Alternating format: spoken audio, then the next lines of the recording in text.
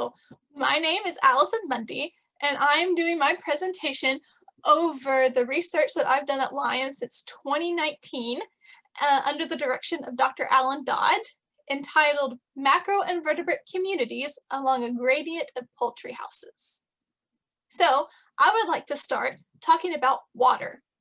3% of all of Earth's water is fresh water, the kind that humans drink, and even then, only 5% of all of Earth's water is accessible to us, which means that we need to protect what water we have. So that begs the question, well, what can pollute our waters? An obvious one that comes to mind would be industrial waste, which is a big problem. But another one a lot of people don't think about is agricultural waste. We have pesticides, we have fertilizer, and we also have poop. So cows, chickens specifically, produce a lot of poop. And we have seen chicken houses like these pop up across Arkansas within the past few years, specifically in the northeast part of the state, which Lyon is located. So what effects do these chicken houses have on our streams? Well, there's a lot of ways we can measure that. One of them being chemically. How much phosphate and nitrogen is in the water? How much heavy metals are in the water? We can also look at genetic mutations in crayfish to determine if there is any change in water genetically through the organisms. What I do is I look at sentinel species. So a sentinel species is like the canary in the mine. Historically, miners would bring down canaries, and so when there was noxious gas, the canary would stop singing and die, which would let the miners know that they need to get out soon or else they would be next. So how do we use sentinel species in our streams? Well, different species are pollution tolerant and some are pollution intolerant. So those pollution intolerant species are not going to live in streams that have a lot of pollution in them. So that means I can go and look at the different bugs in the stream and determine if they are or not pollution tolerant.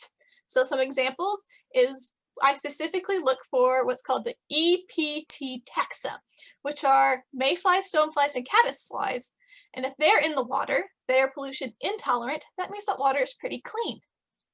So how I do this is I take the net that you can see my friend Jordan Webb has, and I stick it into my stream and have the water flow through it.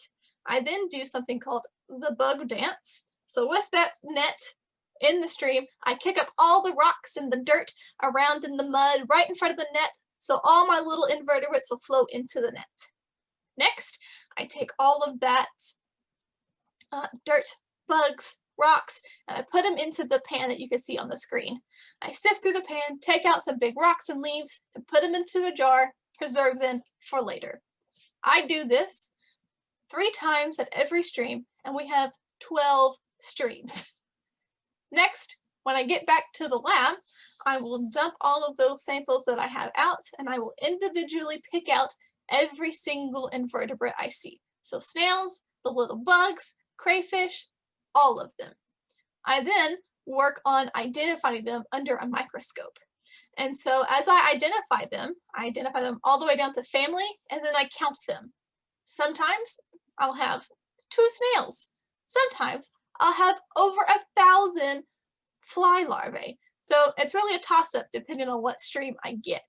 But this information is very important because this tells us, one, the diversity of the stream, or how many different kinds of bugs do we have living in the water. It also tells us the abundance. So how many bugs do we have in our water? So we looked at poultry houses. We picked streams that had different poultry house densities. So the different streams had different amounts of poultry houses around them. And in a minute, you'll see a map pop up. And so this is important because this can tell us, does a high number of density of poultry houses affect the macroinvertebrate community in those streams? And so you can see on the map in front of you, we have all the triangles are our streams, and then all the red dots are the poultry houses. And so a lot of these poultry houses are new and built within the last 4 years. So this graph in front of you has the poultry house densities with their relative abundance of the different kinds of bugs. If you remember, I said the EPT taxa was very important, which is the red line. We expect the red line to go down with the higher amount of poultry houses.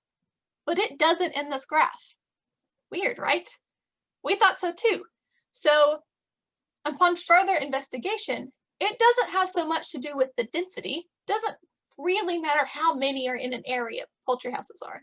What really matters is how close those poultry houses are to the stream.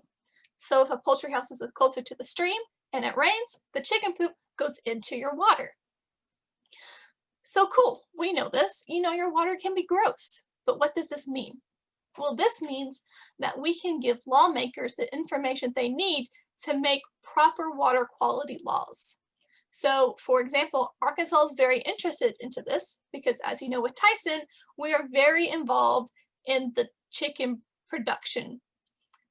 Tyson is in a lawsuit with Oklahoma because Oklahoma's streams have been destroyed because of this chicken houses. And so Arkansas lawmakers need to ensure that Arkansas water quality stays top notch. So, in conclusion, next time you take a glass of cold water from the tap, make sure you raise one to our little bug friends who help ensure your water quality in your local streams. Thank you.